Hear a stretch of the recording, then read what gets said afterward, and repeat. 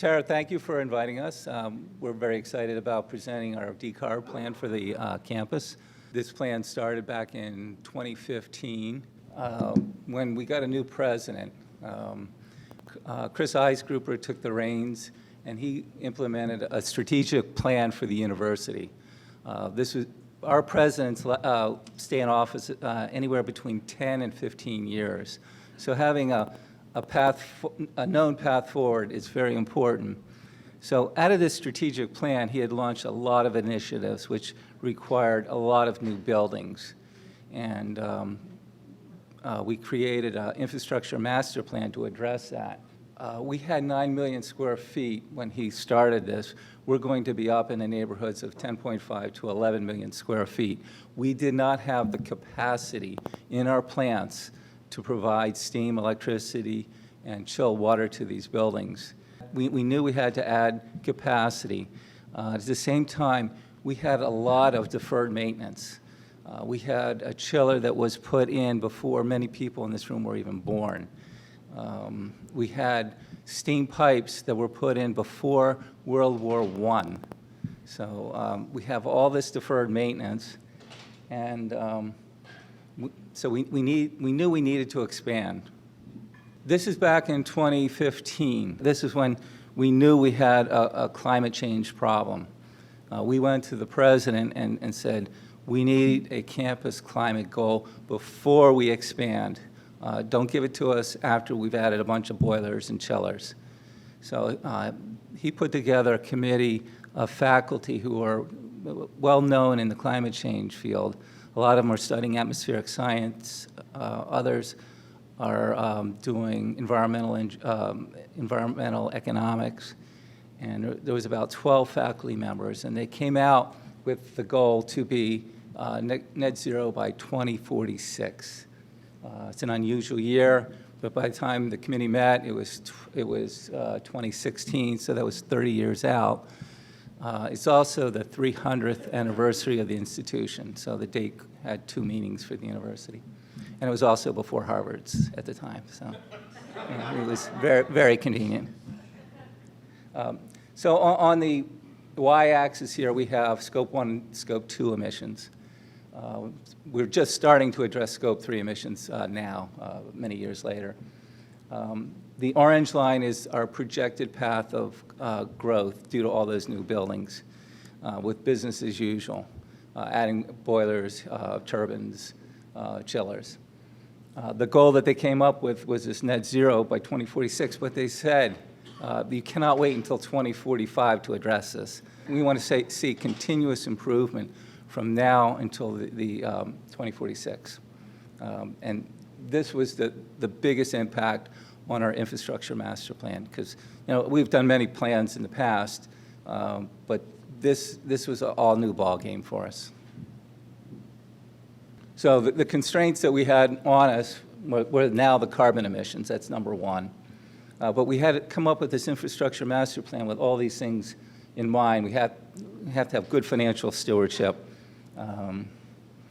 We have aesthetic issues in all our buildings, and so we can't go bolting stuff on buildings. It's going to make it look ugly. We have space limitations in all our buildings, so putting dedicated equipment in these buildings is very problematic. We have a lot of existing technologies with a lot of life left on them, so we don't want to just walk away from some of that, which Ted's going to follow me in a few minutes here. But that's one of the reasons we're phasing stuff in, that and to spread out the cash flow over many years. We have to deal, of course, with codes. Can be no interruptions on campus. All this stuff is, of course, additional. We want to make sure that what we do is also reproducible for other institutions. We don't want to just stand alone with our own dedicated system. Of course, no discomfort. We have a very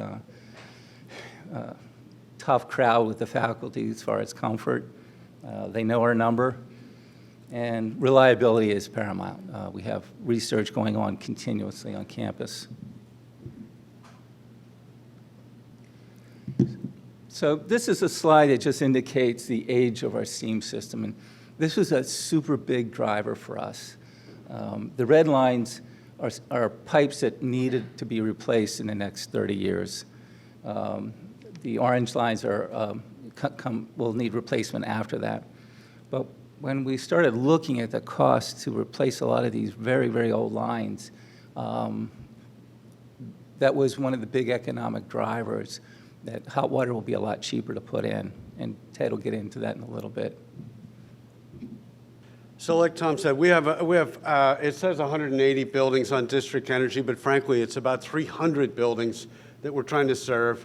And just like everybody else here, we have a skating rink, we have, teaching space, we have residential space, we have administrative spaces, and at least one of everything that's been built since George Washington came over the hill there. So we don't have a medical facility, but just about everything else there.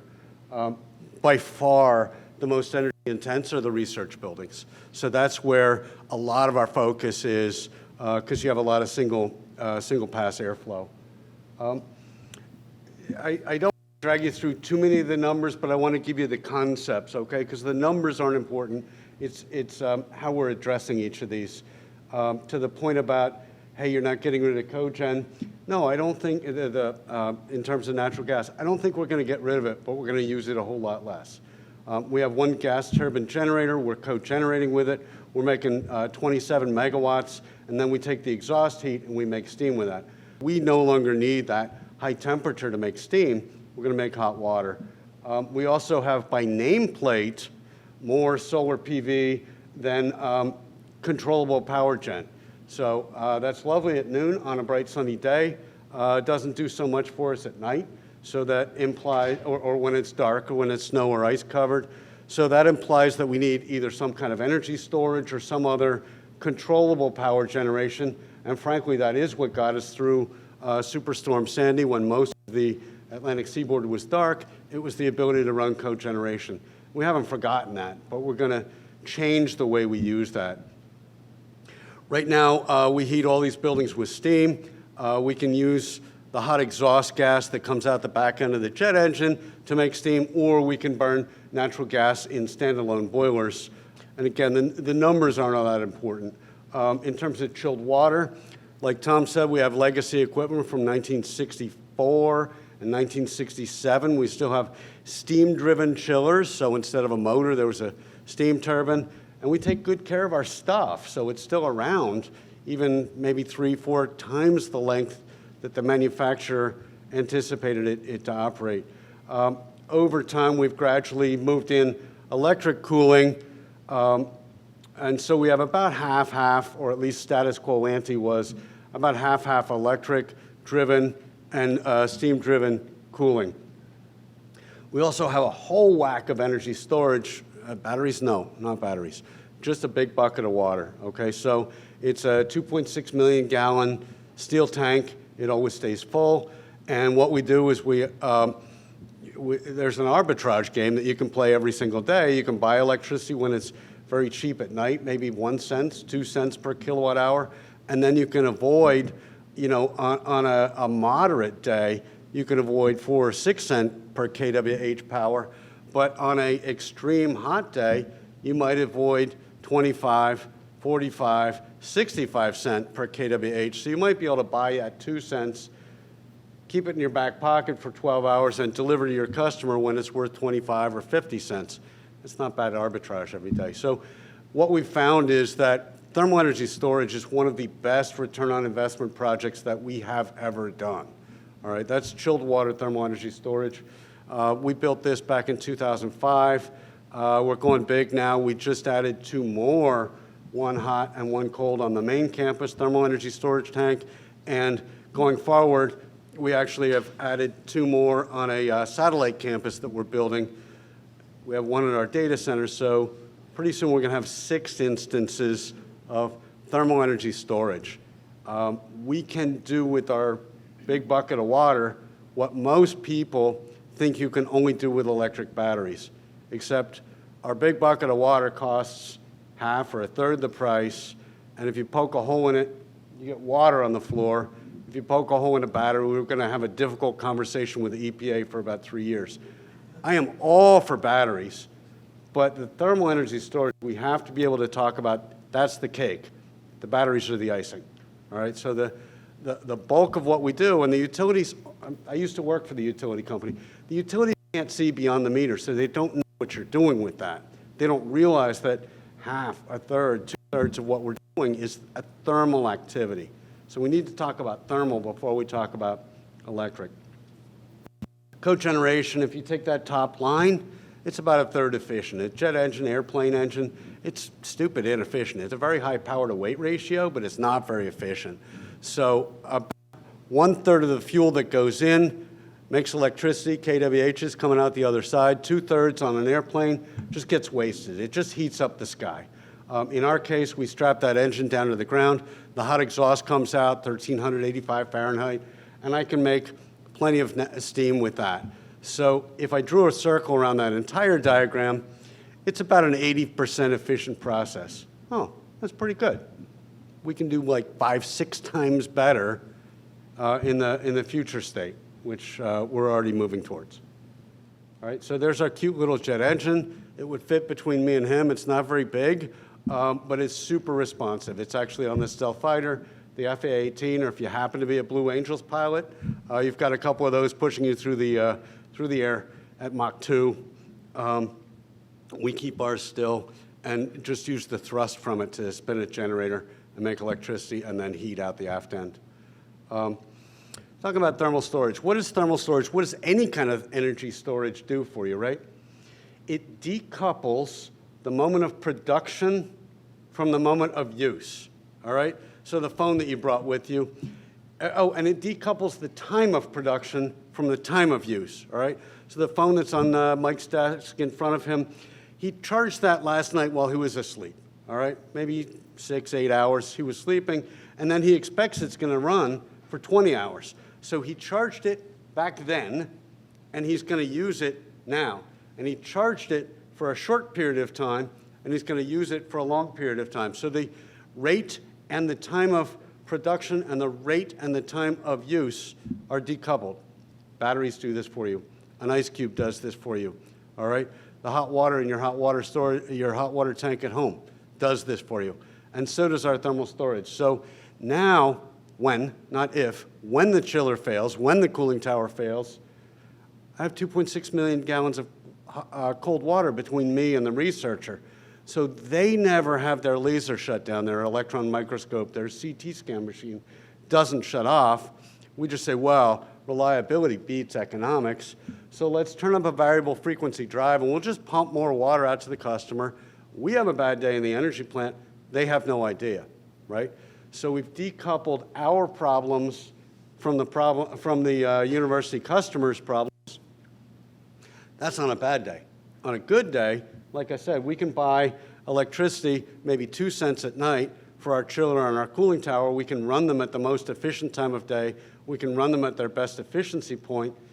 And then we can save that energy and deliver that energy to our customer 6 or 12 hours later with a pretty attractive arbitrage. There's our stunningly beautiful thermal energy storage tank. Tom and I looked probably 16, 17 places on campus that the campus architect said, nope, not there, not there, not there. Eventually, we ended up right back next to the energy plant, and nobody notices it anymore. It looks fine. And the next couple that we've built are also, I'd say, even more attractive than this. This is us tracking our carbon footprint all the way back to 1990. That was our baseline year. In the early 2000s, the university said, yeah, we'll get back to 1990 levels of emissions by year 2020. And you can see that we actually achieved that goal in 2017. The university kept growing and growing. I could take you through all kinds of details in this graph, but just suffice it to say, the university has kept growing and growing and growing. When we built Cogen, our carbon footprint dropped, and then it's kept growing and growing.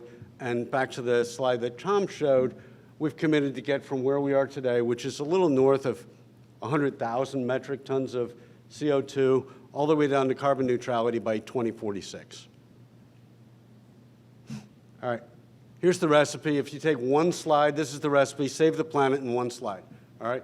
We're gonna tighten up the buildings. We're gonna use passive house where possible. We won't always get that sticker, but we're basically going for passive house design or close to passive house design on new residential spaces, some administrative spaces. We probably won't hit that mark in terms of laboratories, but we're leaning that direction for major new construction or major retrofits. We're replacing our district steam system, and like Tom suggested, it's not trivial. It's been some of the existing pipes that serve our signature building have been in since the First World War, so they've been there a while, right? The pipe integrity is probably still any good, but the insulation, some little critter ate the fabric that held the insulation on in the past century and a half, or once maybe the tunnel flooded and the insulation fell off, or once maybe over 150 years the metal bands that held the insulation on oxidized and broke. So what I'm painting is a picture of a very thermally inefficient system. We estimate, and I think this is a conservative estimate, that 30% of the heat that we make in our central plant doesn't get to the distant building, all right? So, oh gosh, if the distribution system's 70% efficient and our cogen system is 80% efficient, 7 times 8, 56, gosh, 56% efficient fuel in versus heat delivered to the buildings, that's kind of mediocre. We could do a little better than that, right? So we're converting from our steam system, and deferred maintenance and expansion is actually a really nice opportunity for this particular group for our goals, right? So do you replace in kind with a mediocre system that's kind of sort of inefficient, or do you put in the best technology and try to work towards super efficient? So you probably couldn't have done this just as a retrofit because you wanted to, but we have so much deferred maintenance that we need to fix it anyway, and digging up the pipes and re-insulating them, the incremental cost from that we'd have to do versus putting in a completely new hot water system, that incremental cost isn't that huge. Plus, we need to expand the system a lot as the campus grows. So that's the context. We're then creating an electric-powered heat pump facility. We're creating daily thermal energy storage tanks, which adds reliability, resilience, and a huge economic opportunity. And then we're creating seasonal energy storage. We'll build that up in a second. You'll understand why. Our peers at Stanford didn't do that for a very good reason. They have a very gentle climate. It's pleasant in the winter in Stanford. It's pleasant in the summer in Stanford. But we live in the central Atlantic, and it gets a little brisk in the winter, and it gets very hot and fairly humid in the summer. So wouldn't it be cool if we could take what is now a waste, if you go back to, I'm sorry, could somebody read this? What is this object called? Cooling tower. No, and henceforth you will never use those words again. That's an energy throwaway machine. That's an energy throwaway machine, and why would we want to throw away energy that we spent money on, right? So that's where we're going with this. So we need to create seasonal energy storage so we don't have to throw away that energy, and then we'll install on-site renewable. We've already, like I said, put in 16.5 megawatts of solar. We have a 15 megawatt nameplate gas turbine, and then we'll never win the game if we just do our campus. So we're going to need to go off campus. Hopefully, we're very sad about Ørsted, but hopefully we can buy renewable natural gas, or we can buy renewable wind or solar power that we can then power anything that we can't make from on-site renewable generation. But today we're powering about 20%, we're meeting about 20% of our electric needs with on-site renewable energy production. So that ain't bad. This is what we're doing today. On the right-hand side, we're burning stuff to add heat to campus all the time. And on the left-hand side, we're adding yet more energy to remove heat from campus all the time, and we're throwing it away. Gosh, that seems kind of counterintuitive. Let's not do that. So what we're doing is we're replacing both pieces of that system. We're putting in a district hot water system connecting to close on 300 buildings. We're adding both hot and cold thermal energy storage. And then when there's a disconnect between how much heat we need and how much cooling we need, we'll store that first in thermal energy storage, and then if the thermal energy storage is satisfied, we'll store that in the ground as geoexchange. So we're putting, we've got close to 1,000 geoexchange wells, 850 feet deep on campus, 20-foot centers. So with 1,000 geoexchange wells, 850 feet deep on 20-foot centers, we can engage about 50 billion pounds of rock. So if I raise each of those pounds of rock by a couple degrees, that's a lot of BTUs that we could be storing and capturing all summer and very slightly heating up the rock under campus and then delivering back to campus in the winter. So here's the context, right? You're looking at a 3-year period. Every vertical line is 1 hour. The red is us delivering heat to campus, and the blue is us removing heat from campus. So you can see that the 3-year period starts with half a winter, and we're delivering a whole lot of heat to campus. And then the blue looks like kind of the inverse. We're pulling heat out of campus. Wouldn't it be nifty if we could take that blue and capture it for 6 or 9 months and then deliver it back to the campus 6 or 9 months later? When you're explaining it to your mom or your grandmother, what you do is say, this is just like what you do in the summer. You're harvesting the fruit from the plants outside. You're going to can that. You're going to take it down the pantry. Maybe you'll have some of the fruit tonight. Maybe you'll put some on the counter for later use. But some of that you're going to take down the pantry, and you'll store it for 6 months, and then you're going to bring it back upstairs. It's exactly, the metaphor exactly works. So it's very much like putting something in the pantry, keeping it for a little while, and then bringing it back up for later use. Very high CapEx, no pretense, very invasive, but very, very low OpEx, and actually a fairly attractive life cycle cost.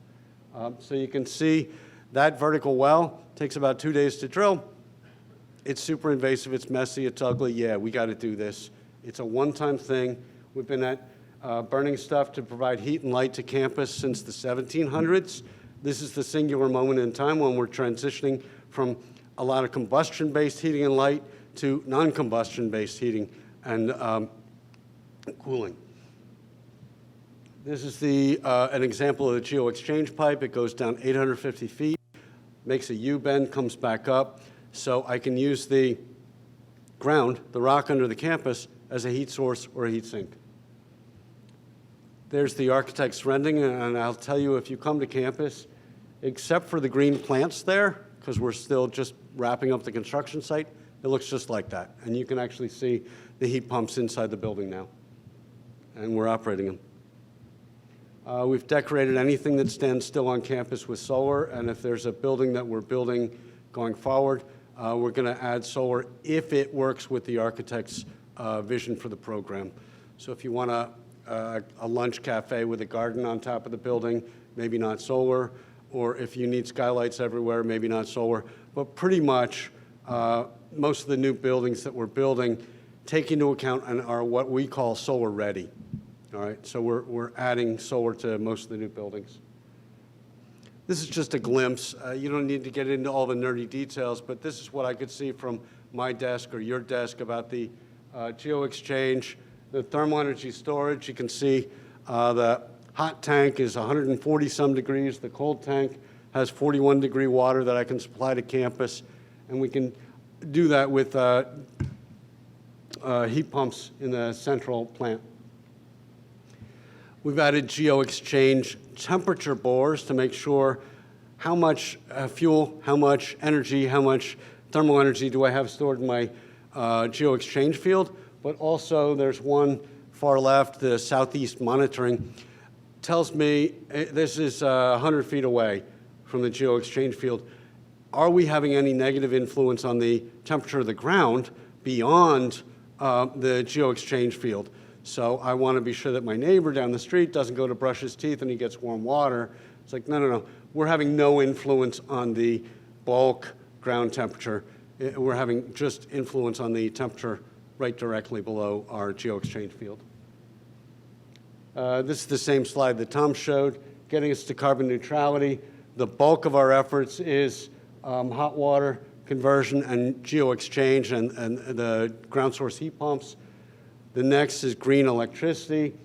There will probably be some renewable fuels in the mix, and then not so much magic. We have a few things that we know we could finish our efforts with, but right now they're stupid expensive. So what we're hoping for is more development in some of these technologies that will help us in the very last years more cost-effectively do what we're doing.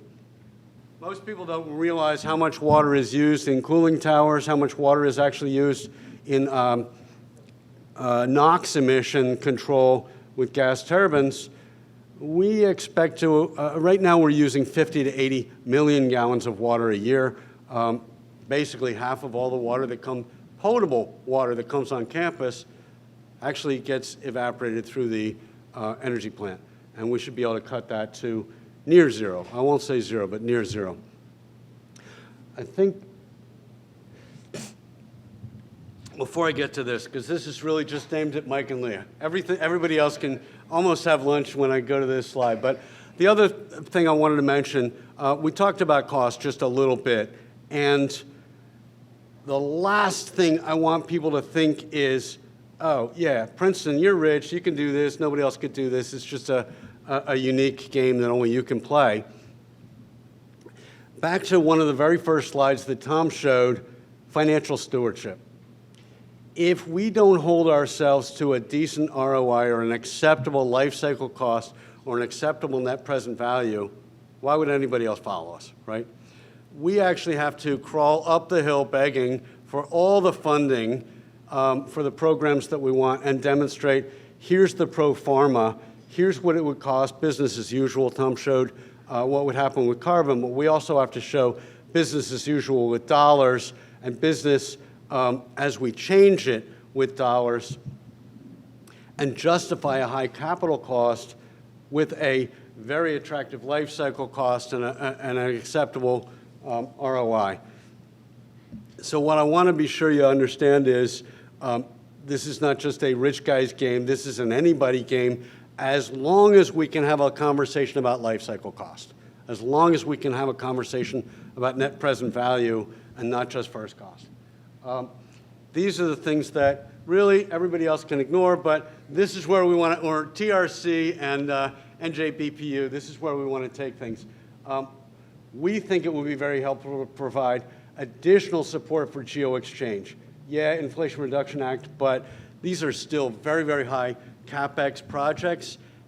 And if we want to go faster and push our foot on the accelerator, we're not going to get all this at once. So that's where additional support would help. Community scale heat pumps, distribution systems, building envelopes.